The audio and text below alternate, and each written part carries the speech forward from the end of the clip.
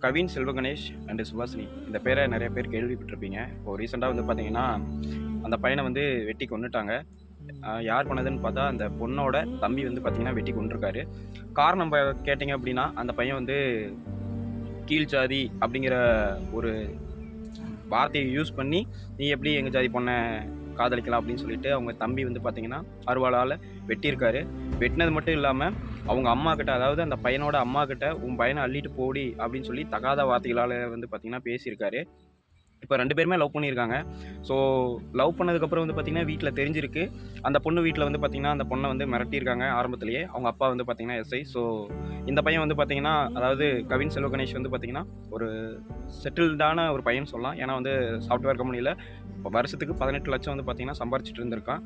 But இதுக்கு மேல என்ன வேணும் அப்படிங்கிறது எனக்கு தெரில. ஒருத்தன் வந்து பார்த்தீங்கன்னா, குறுகிய காலத்தில வந்து பார்த்தீங்கன்னா, ஒரு 18,00,000 20,00,000 சம்பாதிக்கிறதெல்லாம் ரேரு. அந்த சம்பளம்லாம் கிடைக்கிறது ரொம்ப கஷ்டம்.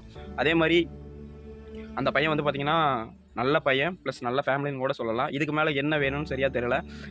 பொண்ணு வீட்ல வந்து பார்த்தீங்கன்னா, அவங்க அப்பா வந்து, "நீ இந்த மாரி அந்த பையன கல்யாணம் பண்ணிக்கிட்டா, நம்ம ஜாதிக்கார பசங்கலாம் வந்து பார்த்தீங்கன்னா, என்னைய ரொம்ப அசிங்கப்படுத்திருவாங்க" அப்படின்னு சொல்லிட்டு பயங்கரமா வந்து பார்த்தீங்கன்னா, வீட்ல பிரச்சனை பண்ணியிருக்காங்க. ஸோ இத கேட்டு அவங்க வீட்ல இருந்தவங்க எல்லாருமே அந்த பொண்ணோட மனச மாத்திருக்காங்க. இப்ப கடைசியா வந்து பார்த்தீங்கன்னா, அந்த பொண்ணு இன்டர்வியூ குடுக்கையில வந்து பார்த்தீங்கன்னா, தனிப்பட்ட முறையா வந்து அந்த பொண்ண விசாரிக்கும்போது, அந்த பொண்ணு, "நான் கவின காதலிக்கல" அப்படின்னு சொல்லியிருக்கு.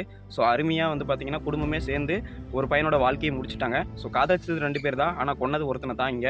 ஸோ இது வந்து கன்டினியூஸா இதே மாரி நெறைய விஷயங்கள் நடந்துட்டு தான் இருக்கு இப்போ வரைக்கும். இது எங்க போய் முடியும்னு தெரியல.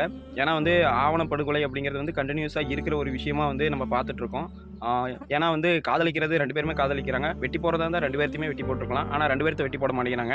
இதில இளிச்சவன் யாருன்னு பார்த்தா பையங்களா தான் இருக்கிறானுங்க. ஏன்னா மோஸ்ட்டா பையன கொல்ற நியூஸ் தான் நம்ம அதிகமா பார்க்குறோம். இந்த இடத்துல வந்து பார்த்தீங்கன்னா, கவின செத்துட்டா கவினோட காதலும் செத்துருச்சுன்னு தான் சொல்லணும். ஏன்னா அந்த லவ் பண்ண பொண்ணே நான் லவ் பண்ணல அப்படின்னு சொல்லிட்டு வந்து பார்த்தீங்கன்னா பின்வாங்கியிருக்கு. ஸோ இத பத்தி உங்களோட கருத்து என்னன்னு சொல்லிட்டு மறக்காம வந்து பார்த்தீங்கன்னா கீழ கமெண்ட் பண்ணுங்க. அது மட்டும் இல்லாம நம்மளோட எம்ஆர் வேணு சேனல வந்து சப்ஸ்கிரைப் பண்ணி வச்சுக்கோங்க. அப்பதான் நான் போடுற வீடியோ உங்களுக்கு வந்து சேரும். Thank you all.